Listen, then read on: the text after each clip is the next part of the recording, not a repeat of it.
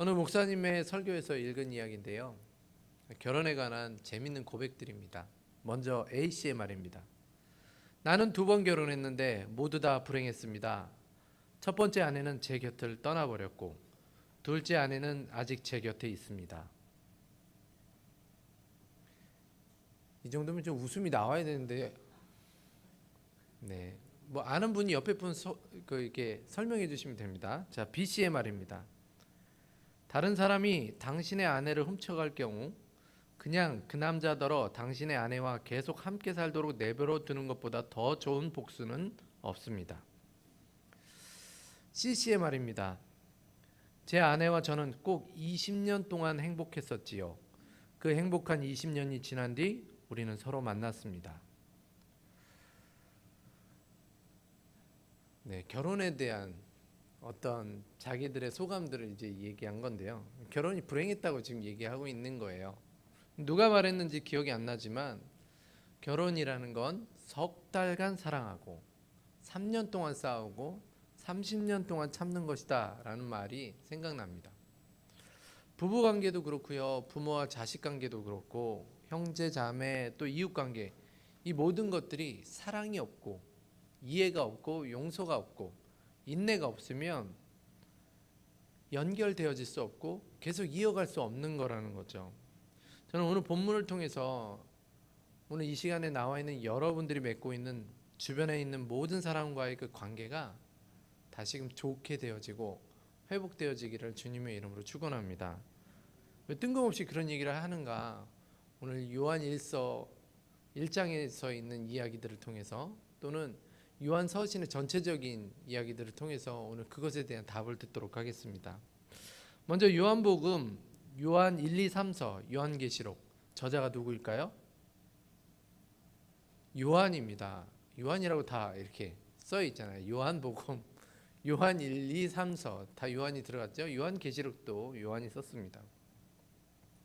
특별히 요한 1, 2, 3서는요. 개인적인 문제뿐만 아니라 교회 공동체에 대한 문제까지도 다루고 있습니다. 먼저 개인적인 문제를 보면요. 하나님과 사귐이 있는 성도, 하나님과 사귐이 있다라고 오늘 요한일서 1장의 1절부터 4절까지 말씀이 있는데요. 하나님과 사귐이 있는 성도라면 어떻게 해야 하는가, 그것에 대해서 오늘 본문에서는 말씀해 주고 있습니다. 특별히 5절에서 7절에 보면 어두움의 일을 버리고 빛 가운데 행해야 된다라고 말씀하고 있습니다. 5절에 사도 요한이 하나님은 빛이라고 말씀하고 있죠. 이 빛이신데 어두움이 조금 더 없으신 그런 빛이다라고 말씀하고 있습니다. 우리 5절 말씀 다 같이 읽겠습니다. 시작. 우리가 그에게서 듣고 너희에게 전하는 소식은 이것이니 곧 하나님은 빛이시라. 그에게는 어둠이 조금도 없으시다는 것이니라. 지금 어둠과 빛을 대조시키고 있죠. 사도 요한은 하나님께 악의 요소, 부정적인 요소, 어둠의 요소가 전혀 없다 이렇게 말씀하면서 오늘 6절을 가정법으로 시작합니다.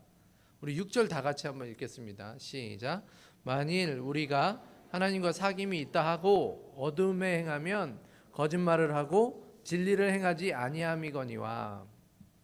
그러니까 하나님과 교제하고 하나님과 사귐이 있는 사람이라면 그 하나님이 빛이시기 때문에 우리가 어두움에서 행한다, 그것은 새빨간 거짓말을 하고 있는 겁니다 라고 지금 말씀하고 있는 거죠.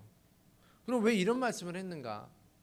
이 말씀을 우리가 좀 이해하려면 그 당시 교회 안에 있었던 영지주의자 이단의 사상을 우리가 좀 생각해 봐야 됩니다.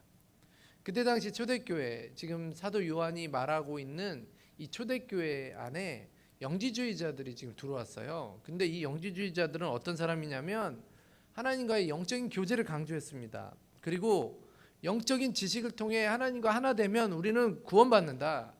영혼이 구원받는다. 영혼만 구원받는다. 이렇게 생각했어요. 그래서 영적인 것만 중요하게 여겼고요. 실제 생활에 필요한 것들 또는 육체적인 것들, 이런 것들은 등한시하도록 그들 안에서 교훈하고 그렇게 가르쳐 왔습니다. 그러니까 실제 삶에서 죄를 지어도 된다라는 거예요. 왜냐하면 좀 비윤리적으로 살고 비도덕적으로 살아도 되는 게 이 죄악 덩어리인 육체는 어차피 썩어서 없어질 거고 구원받는데 아무런 상관이 없으니까 우리는 예수 그리스도를 알고 하나님을 알아서 우리의 영혼이 구원받으면 그건 뭐 다 상관없는 거니까 좀 막 살아도 된다. 뭐 이런 얘기들을 하고 있던 거죠. 구원과 상관이 없다. 우리가 육체는 어차피 버려질 거니까, 육체는 구원하고 상관이 없으니까 영혼만 하나님에 대해서 잘 알고 그리고 구원에 대해서 안다면 우리는 구원받은 것이다. 그래서 오늘 사도 요한이요, 하나님과 사귐이 있고 교제가 있다고 한다면 어둠에 행하지 않아야 된다라고 말씀하고 있는 겁니다. 왜냐하면 하나님이 빛이시니까. 하나님은 어둠이 없는 빛이시니까 우리가 어둠에 거하면 안 되고 빛 안에서 행하는 그런 삶이 되어야 된다, 그런 자가 되어야 된다라고 말씀해 주고 있습니다. 그렇지 않고 어둠에 행한다? 그것은 거짓말하는 것이다, 진리를 행하지 않는 것이다 라고 말씀합니다. 계속해서 7절에 보면요, 하나님이 빛 가운데 계신 것 같이 우리도 빛 가운데 행하면 우리가 서로 교제가 있고 그 아들 예수 그리스도의 피가 우리를 모든 죄에서 깨끗하게 하실 것이다 라고 말씀합니다. 7절을 자세히 보면요, 빛 가운데 행하면 우리가 서로 교제가 있고 그 아들 예수의 피가 우리를 모든 죄에서 깨끗하게 하신다, 이런 순서로 되어 있거든요. 그러니까 이 부분을 오해하시는 분들이 있어요. 빛 가운데 행하는 것이 구원받는 조건이 되는구나, 빛 가운데 행해야 되겠구나, 이렇게 생각하시는 분들이 있습니다. 그런데 이건 가정법이에요. 우리가 서로 교제가 있고 하나님과 우리 또 우리 안에 교제가 있다면 그 아들 예수 그리스도의 피가 우리를 모든 죄악 가운데서 깨끗하게 하신 자들일 거다. 그렇게 깨끗하게 한 자들, 구원받은 자들로 하나님과 교제하고 우리가 교제하는 자라면 반드시 빛 가운데 행해야 된다, 이렇게 우리는 생각해야 되는 것이죠. 예수 그리스도 안에서 하나님과 관계가 회복된 사람들, 예수 그리스도의 피로 모든 죄악이 씻겨진 성도라면 빛 가운데 행해야 된다라고 말씀하고 있는 것입니다. 이것을 신학적인 용어로는 성화라고 합니다. 거룩하게 되어진다. 예수를 믿어서 구원받은 자는 완전하게 되어지는 영화가 되기 전까지 이 성화의 과정으로 계속해서 나아가는 방향성을 가지게 된다라고 말씀하고 있는 것이죠. 그 성화의 삶 속에서는 하나님이 그냥 내버려 두시는 것이 아니라 성령께서 우리를 도우시도록 하고 계십니다. 오늘을 사는 우리도 마찬가지입니다. 구원받은 자라면 당연히 하나님과 사귐이 있는 자고, 하나님과 사귐이 있는 자라면 우리의 삶도 예수님과 함께 예수님을 본받아서 살아가는 성화의, 예수님을 본받아 예수님을 닮아가는 삶을 살아야 될 줄로 믿으시기 바랍니다. 지금의 삶에 우리가 완전한 상태, 영화로운 상태가 되지 못하더라도 구원받은 자이니까 점점 더 앞으로 나아가는 방향성을 가지고 살아가는 것, 이것이 우리에게 필요하다라고 말씀해 주고 있는 것이죠. 빛 대신 하나님과 예수 그리스도를 통해서 구원받은 사람이라면 빛 가운데 살아야 된다라고 오늘 본문은 말씀해 주고 있습니다. 우리 부평종합교회 모든 성도님들은 빛 가운데 살아가는 주의 자녀들, 주의 사람들 되시길 주님의 이름으로 축원합니다. 자, 그러면 빛 가운데 사는 게 무엇이냐는 거죠. 빛 가운데 사는 거. 첫 번째로는요, 8절부터 10절에 죄를 회개하는 삶, 죄에 민감한 삶을 말씀하고 있습니다. 우리 8절 다 같이 한번 읽겠습니다. 시작. 만일 우리가 죄가 없다고 말하면 스스로 속이고 또 진리가 우리 속에 있지 아니할 것이요. 8절에서 말한 대로요, 우리가 죄가 없다고 말한다면, 그렇게 믿고 있다면 스스로를 속이고 있는 거랍니다. 그리고 진리가 없다라고 표현하고 있는데, 이 진리가 없다라는 것은 다시 말하면 우리 가운데 예수님의 죽으심, 부활하심, 그것에 대한 믿음으로 인한 구원 자체를 우리가 인정하지 않게 되어진다라는 거예요. 모든 인간은 죄인이기 때문에 스스로 죄가 없다 이렇게 얘기하는 것은 거짓이고요. 그렇게 얘기하는 순간 예수 그리스도가 우리를 위해서 죽으신 그 죽으심과 부활이 그에게는 없어지게 된다는, 진리가 없는 것이 된다는 것이죠. 그래서 영지주의자들은 영지를 얻으면, 하나님에 대한 지식이 있으면, 영혼에 대한 지식이 있다면 구원에 이를 수 있다라는 착각을 가지고 있는데요. 그래서 그들은 결국에는 그리스도를 거부하게 되고 구원을 거부하게 되는 그런 삶을 살아가게 된다라고 지금 사도 요한은 말씀해 주고 있는 것이죠. 그래서 빛 가운데 사는 사람, 빛 가운데 사는 사람이 구체적으로 어떤 삶을 사느냐? 회개하는 삶을 사는 사람이 빛 가운데 사는 삶이라는 거죠. 하나님과 사귐이 있는 사람, 그 빛을 본 사람, 그 빛 앞에 자기가 드러나게 된 사람은 당연히 회개할 수밖에 없다라는 거예요. 왜냐하면 그 빛 가운데 노출되어진 자기 자신이, 자기의 존재가, 자기의 죄가 완전히 드러나기 때문에 하나님 앞에서 날마다 회개할 수밖에 없는 존재이죠. 우리 9절 다 같이 읽겠습니다. 시작. 만일 우리가 우리 죄를 자백하면 그는 미쁘시고 의로우사 우리 죄를 사하시며 우리를 모든 불의에서 깨끗하게 하실 것이요. 우리가 죄인인데, 우리가 죄인이라는 것을 깨닫고 우리가 자백하면 하나님은 그 자백을 받으신다는 거예요. 깨끗하게 하실 것이다라고 말씀하십니다. 여기서 자백하면이라고 해당하는 이 헬라어가요, 문법적으로 봤을 때 현재 능동태, 가정법, 거기다 1인칭 복수로 사용되어 있습니다. 무슨 얘기냐면 계속해서 고백한다라는 게 거기에 포함되어져 있는 거예요. 진행형 안에는 반복되어지는 게 포함되어져 있거든요. 그래서 우리가 계속해서 고백한다면, 그러니까 회개는 한 번에 끝나는 것이 아니라는 것을 우리에게 말씀해 주고 있는 거예요. 매일매일 삶 속에서 우리가 회개한다면 계속해서 회개해야 된다는 것이죠. 우리가 영화의 상태까지 이르기 전에, 우리가 완전히 하나님 앞에 서는 그날까지 우리는 회개가 끊어지지 않아야 된다라고 말씀해 주고 있는 거예요. 그래서 예수님이 마지막 성만찬 때 제자들을 불러놓고서 제자들의 발을 닦이지 않습니까?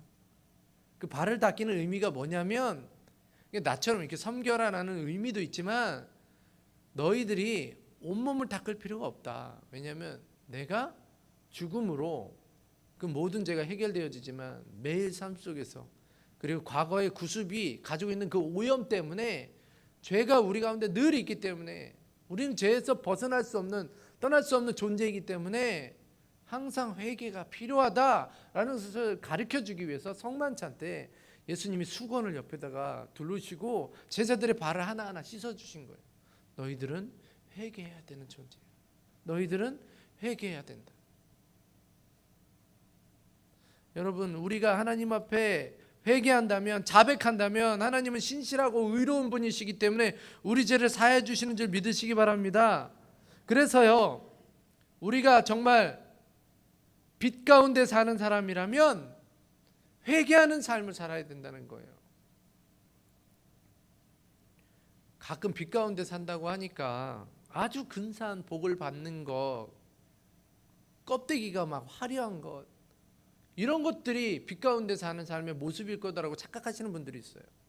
우리 남편이 지금 잘 되고 있어요. 우리 아내가, 또 우리 자식들이 잘 되고 있어요. 여러분, 이게 빛입니까? 오늘 성경에서 말하고 있는 빛 가운데 사는 사람은요, 무슨 좋은 은사를 가지고 막 내가 기도 한번 하면 어떻게 되는지 아시죠? 이런 게 빛 가운데 사는 사람이 아니라고 지금 우리에게 경고해 주고 있는 거예요. 빛 가운데 사는 사람, 그 사람은 죄에 민감한 사람입니다. 나는 죄인입니다. 지금도 저는 예수 그리스도께서 내 죄를 해결해 주셨지만 옛 구습에 오염되어져 있는 이 삶에서 내가 지금 벗어나지 못하고 있습니다. 도와주시옵소서라고 죄에 민감해서 하나님 앞에 죄를 자백하면서 살아가는 사람, 그게 바로 빛 가운데 사는 사람이죠. 그런 사람을 하나님께서는 등경 위에 올려놓는 겁니다. 그런 사람이 통해 자복하고 겸손하게 하나님 앞에 엎드리면서 하나님의 뜻을 따라가기 때문에 그런 사람을 들어서 세상이 그를 보면서 하나님을 발견하게 만드는 거죠. 오늘도 나는 죄인입니다. 죄의 오염 가운데 있습니다. 죄의 문제를 십자가 앞에 가져가는 사람이 되시길 주님의 이름으로 축원합니다. 바로 그런 사람들이 빛 가운데 사는 사람들입니다. 오늘 놀라운 사랑과 은혜를 주신 분을 늘 기억하며 죄에 민감하여서 십자가 앞에 나아가 회개하는 빛 가운데 사는 우리 부평종합교회 성도님들이 되시길 주님의 이름으로 축원합니다. 둘째, 빛 가운데 사는 사람의 구체적인 모습이 무엇인가? 아까 전에 회개하는 것이 빛 가운데 사는 사람의 모습이다라고 말씀드렸습니다. 이것은요, 개인에게 향한 말씀이다라고 할 수 있어요. 그런데 요한 1, 2, 3서는 개인뿐만 아니라 공동체를 향한 교훈도 우리에게 나눠주고 있어서요. 오늘 이 부분, 빛 가운데 사는 삶의 모습 중에 하나는 공동체를 향한 말씀도 거기에 포함되어져 있는 거죠. 오늘 본문에서는요, 죄가 우리 가운데 항상 있는 것이다라고 말씀해주고 있습니다. 죄가 없다라고 말하는 것은 하나님을 거짓말장이로 만드는 것이고, 나 또한 우리 안에 진리가 없는 것이다라고 말씀해주고 있는 거예요. 그러니까 우리의 현실은 구원받은 성도로 살아가고 있지만 죄를 짓는다는 거예요. 죄가 우리에게 있다라는 것입니다. 죄로부터 우리를 끊어낼 수가 없는 거예요.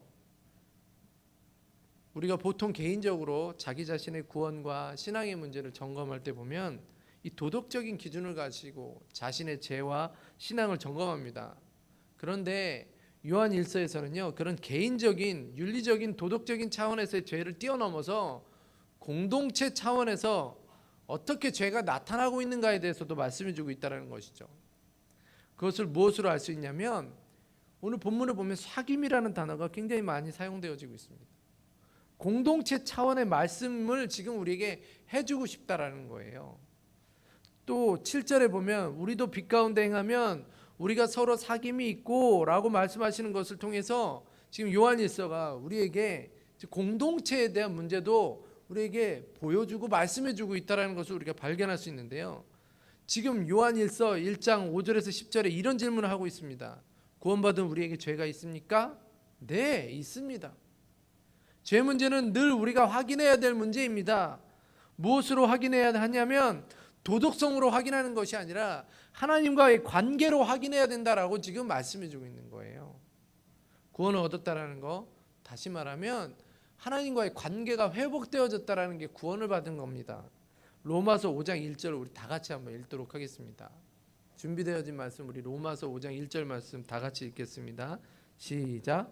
그러므로 우리가 믿음으로 의롭다 하심을 받았으니 우리 주 예수 그리스도로 말미암아 하나님과 화평을 누리자.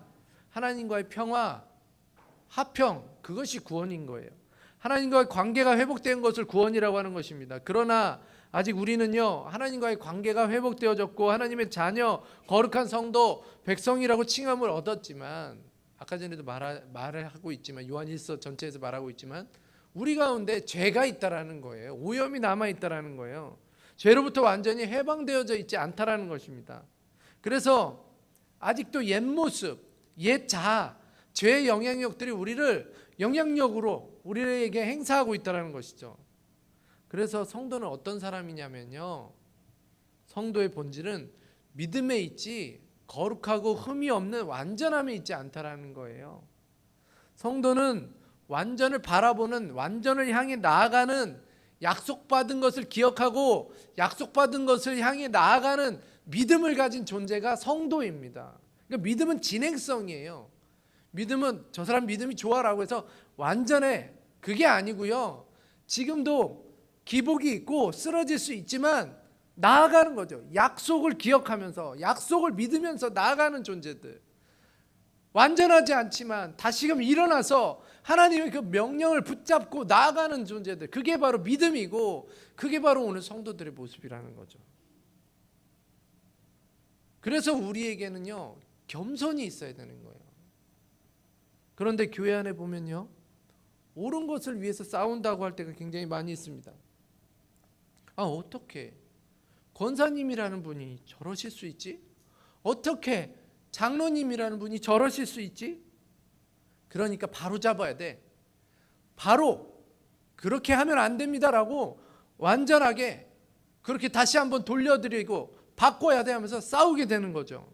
그러나 오늘 요한 1서에서는요, 하나님의 구원의 경륜이 개인마다 적용되어지는 시간과 모양이 다르고 다 영화에까지 이르는데 그 가운데 우리는 계속 죄의 영향력을 받는, 어떤 사람은 더 많이 받고 어떤 사람은 덜 받고, 어떤 사람은 그 가운데 좀 더 성화되어지고 어떤 사람은 덜 성화되어지고 덜 성숙하고, 시간과 모양이 다르다라는 거예요. 그래서 매일 회개해야 되는데 획일적으로 완전이라는 것을 적용하는 것, 옳은 것이 아니다라는 것을 우리에게 말하는 것은 어쩌면 그것이 우리 가운데 또다시 우리에게 죄에 빠지게 만드는 일이 되어질 수 있다라고 말씀해 주고 있는 것입니다. 옳은 것, 진리를 위해서 싸운다고 하면서 완전해야 되지 않습니까? 왜 권사님이 그렇습니까? 왜 목사님이 그렇습니까? 하는 것은요, 결국 사랑하지 않는 거예요. 용서하지 않는 것입니다. 그게 각자 다른 시간과 방법의 성화의 과정을 통해서 성장되어져 가는 그 모든 것을 무시해버리고 짓는 공동체를 향한 또 다른 죄의 모습이라는 거죠. 그래서 요한일서와 요한의 모든 서신에서 가장 강조하고 있는 주제가 뭐냐면 사랑입니다. 요한이 천둥의 아들이었잖아요. 우레의 자식이었잖아요. 그런데 그 사람이 왜 사랑의 사도가 됐습니까? 이 공동체 안에 서로 사랑해줘야 되고 참아줘야 되고 서로 인내해야 되는데 그러지 못했던 것들을 보면서 그것이 죄구나를 알면서 사랑해야 된다라고 강조했기 때문에 그가 사랑의 사도가 된 것입니다. 우리는 아직도 죄를 짓는 존재입니다. 온전하지 않기 때문에 우리 마음속에서 질투, 근심, 걱정, 절망 가운데 사로잡힙니다.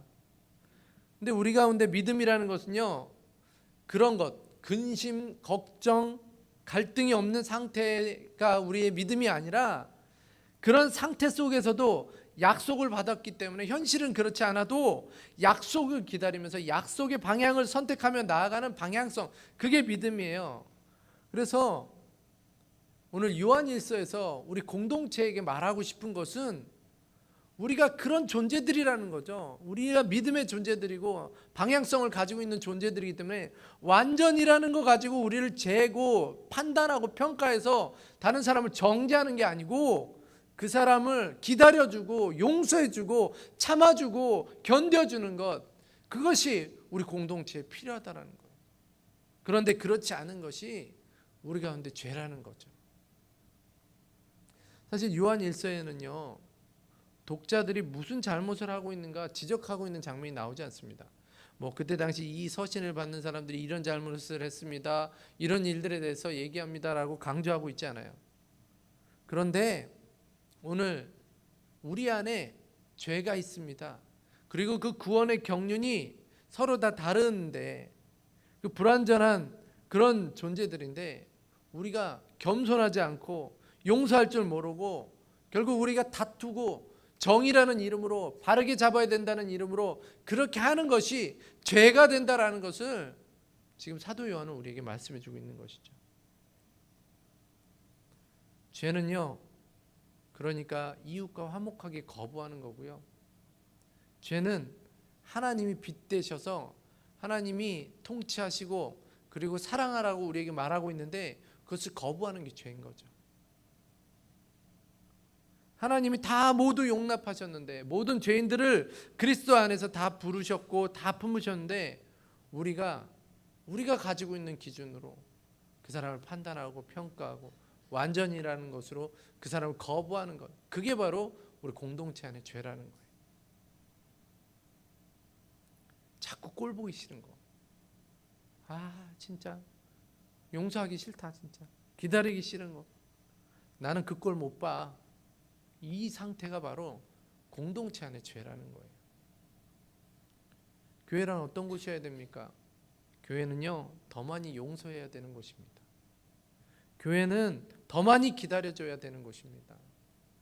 교회라는 이름으로 우리는 이 일을 해야 되는 거예요. 그래서 요한서신에 사랑 이야기가 강조되어질 수밖에 없는 거예요. 하나님과 사귐을 인정하고 하나님의 빛되심을 인정한다면 빛 가운데 행하는 삶을 당연히 살아야 되는데요, 개인적으로 빛 가운데 산다는 것은 먼저 죄 문제에 민감해서 회개하는 거고요, 그리고 공동체 안에서 서로 다른 구원의 경륜을 이해해서 서로 용서하고 사랑하는 삶을 사는 것이 빛 가운데 사는 삶이라는 거예요. 저는 오늘 이전역에 나오신 우리 부평중앙교회 모든 성도님들이 우리 옆에 있는 성도들, 우리 옆에 있는 아내와 남편, 우리 주변의 이웃들을 사랑하고 참아주고 견뎌주고 기다려줄 수 있는, 그래서 빛 가운데 사는 사람임을 나타낼 수 있는 주의 사람들 되시길 주님의 이름으로 축원합니다. 요한복음 13장 34절 35절에서 우리 예수님이 이렇게 말씀합니다. 우리 다 같이 읽겠습니다. 시작. 새 계명을 너희에게 주노니 서로 사랑하라. 내가 너희를 사랑한 것 같이 너희도 서로 사랑하라. 너희가 서로 사랑하면 이로써 모든 사람이 너희가 내 제자인 줄 알리라. 요한이 말하는 대로요, 제자란, 빛 가운데 행하는 자란, 하나님과 사귐 있는 자란, 그들은 구원받은 자로서, 그러나 아직까지 죄의 오염 가운데서 죄를 회개하는 삶을 사는 사람, 그리고 공동체의 사랑과 기다림으로 견뎌주고 용서해주는 사람이 바로 빛 가운데 사는 사람이다. 그래서 서로 사랑할 때 비로소 나의 제자, 하나님의 빛의 자녀인 줄 너희가 알게 될 것이다 라고 말씀해주고 있는 거예요. 오늘 이 저녁에 나온 우리 부평중앙교회 모든 성도님들은 빛 가운데 행하는 자로 죄에 민감하여 회개하는 자들이 되시길 주님의 이름으로 축원합니다. 서로 사랑하고 용서하는 자로서 빛의 자녀, 주님의 제자로 살아가시기를 주님의 이름으로 축원합니다. 나는 빛의 자녀야 해서 뭔가 빛과 번쩍한 것을 통해서 내가 세상에서 맨 위에 서야 되겠다, 나를 주목해라가 아니라 정말 내 자신을 하나님 앞에, 십자가 앞에 가지고 나가서 회개하고 우리의 이웃을 용서해주고 사랑하고 견뎌줄 수 있는, 그래서 빛이 되어주시고 그래서 하나님을 발견할 수 있는, 하나님의 사랑을 보여줄 수 있는 주의 제자, 빛의 삶을 사는 빛의 자녀들 되시길 주님의 이름으로 축원합니다.